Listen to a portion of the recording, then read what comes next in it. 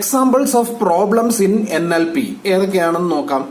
ഒന്ന്, words used by one set of people could have different meaning for different set of people.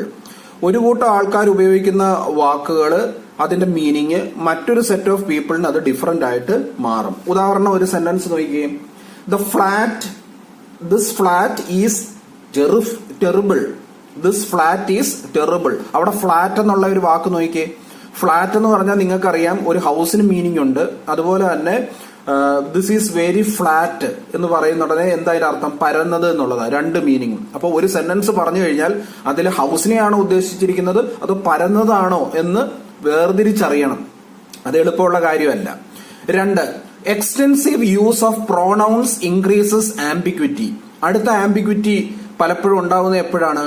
Extensive use of pronouns. ഉദാഹരണം പറയുകയാണെങ്കിൽ ഇപ്പൊ ഉദാഹരണത്തിന് he paid for it and left. He paid for it and left. ഇവിടെ നോക്കിയേ, pronoun it കണ്ടോ. എന്താണ് it? അപ്പോൾ അതിന് തൊട്ട് മുമ്പ് എന്താണ് പറഞ്ഞതെന്നുള്ളത് നമ്മൾ മനസ്സിലാക്കി വെച്ചാലേ ഈറ്റിന്റെ മീനിങ്. ചിലപ്പോൾ ഒരു കോഫി പൗഡർ ആയിരിക്കും ഇറ്റ് എന്ന് ഉദ്ദേശിക്കുന്നത്. അപ്പോൾ ഒരു സെന്റൻസ് മാത്രം എടുത്താൽ അതിനകത്ത് ഇറ്റെന്ന് മാത്രം പറഞ്ഞു കഴിഞ്ഞാൽ നമുക്ക് പെട്ടെന്ന് എന്താണെന്ന് മനസ്സിലാവത്തില്ല. അതിന് മുമ്പിലത്തെ സെന്റൻസിനകത്തെ ചില കാര്യങ്ങളൂടെ ഓർത്തിരുന്നാലേ വെക്കും. അത് മനുഷ്യനാണെങ്കിൽ ഓർത്തിരുന്നിട്ട് രണ്ടാമത്തെ സെന്റൻസ് പറയുമ്പോൾ അല്ലെങ്കിൽ നമ്മൾ വായിക്കുമ്പോൾ തന്നെ ഇറ്റ് എന്താണെന്ന് മനസ്സിലാവും. ഇനി അടുത്തത്, conjunctions used in natural language. ധാരാളമായിട്ട് കൺജങ്ഷൻസ് നമ്മൾ ഉപയോഗിക്കാറുണ്ട് അല്ലേ? അപ്പൊ അതും ചിലപ്പോൾ പ്രശ്നങ്ങൾ ഉണ്ടാക്കാൻ വെക്കും. But traffic jams are caused by slow moving of buses and lorries carrying heavy loads. കണ്ടോ, ആൻഡ് കഴിഞ്ഞിട്ട് ലോറീസ് ക്യാരിയിങ് ഹെവി ലോഡ്. ഇവിടെ ആൻഡ് ഉപയോഗിക്കുന്നുണ്ട്. അപ്പോ അങ്ങനെയുള്ള കേസസിന് കൺജങ്ഷൻസ് ഉപയോഗിക്കുമ്പോൾ ഇത് രണ്ട് തന്നെയാണ്. എന്താണ്? Traffic jams are caused by lorries carrying heavy loads. Traffic jams are caused by slow moving of buses. ഇത് രണ്ടെണ്ണം കൂട്ടി യോജിപ്പിച്ചപ്പോഴാണ് ആൻഡ് വന്നത്. ഇപ്പൊ രണ്ട് പാർട്ടുണ്ട്, അങ്ങനെ മനസ്സിലാക്കിയെടുക്കണം. ഇനി അടുത്തത്, ellipsis is difficult to manage. എന്താണ് എലിപ്സ് എന്ന് പറഞ്ഞു കഴിഞ്ഞാല്? In ellipse one does not state explicitly some words but leaves it to the audience to fill it up. ഒരു ഉദാഹരണം പറയാം. What is the length of river Ganges? Question മാർക്കാണേ.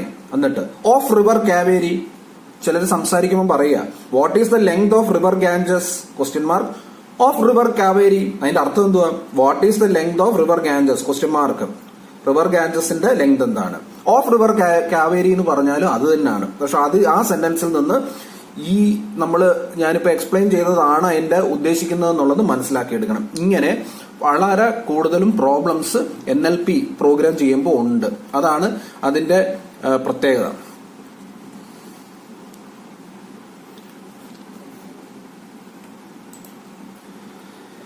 അടുത്തത്, natural language analysing techniques. അപ്പോൾ നമുക്ക് natural ലാംഗ്വേജിൽ നമ്മൾ സംസാരിച്ചു കഴിഞ്ഞാൽ പിന്നെ അത് മനസ്സിലാക്കി എടുക്കണം. ഈ പ്രോബ്ലംസ് എല്ലാം സോൾവ് ചെയ്യുന്ന രീതിയിലുള്ള പ്രോഗ്രാംസ് നമ്മളുടെ കമ്പ്യൂട്ടറിൽ ഉണ്ടായിരിക്കണം. അതെന്ത് ചെയ്യണം? ഈ നാച്ചുറൽ ലാംഗ്വേജിനെ ആദ്യം അനലൈസ് ചെയ്ത് എടുക്കണം. അനലൈസ് ചെയ്യണമെങ്കിൽ ഫസ്റ്റ് ചെയ്യേണ്ടുന്നത് സ്പീച്ച് റെക്കഗ്നിഷൻ കേപ്പബിലിറ്റി ഉണ്ടായിരിക്കണം. സ്പീച്ച് റെക്കഗ്നിഷൻ കേപ്പബിലിറ്റിയുടെ ഭാഗമായിട്ട് നാച്ചുറൽ ലാംഗ്വേജ് അനലൈസിംഗ് ടെക്നീക്ക് ഉണ്ടായിരിക്കണം. രണ്ട് മേജർ മെത്തേഡ്സ് ആണ് പലപ്പോഴും അനലൈസിംഗ് ടെക്നിക്സിന് ഉപയോഗിക്കുന്നത്. ഒന്ന്, കീവേഡ് അനാലിസിസ് അഥവാ പാറ്റേൺ മാച്ചിങ് ടെക്നീക്ക്. രണ്ട്, സിന്റാറ്റിക് ഡ്രിവൺ പാഴ്സിംഗ് ടെക്നീക്ക്. അപ്പൊ ഒന്ന് പാറ്റേൺ മാച്ചിങ് ടെക്നീക്ക്, രണ്ടാമത്തത് ഒരു പാഴ്സിംഗ് ടെക്നീക്കാണ്, സിന്റാറ്റിക് ഡ്രിവൺ പാഴ്സിംഗ് ടെക്നീക്ക്. അതില് keyword analysis or pattern matching technique എന്താണെന്ന് നമുക്ക് നോക്കാം. Early NLP programs used this method. പഴയ കാലത്ത് ഉപയോഗിച്ച മെത്തേഡാണ് ഒന്നാമത്തത്. In this method, the system scans the input sentences for selective keywords.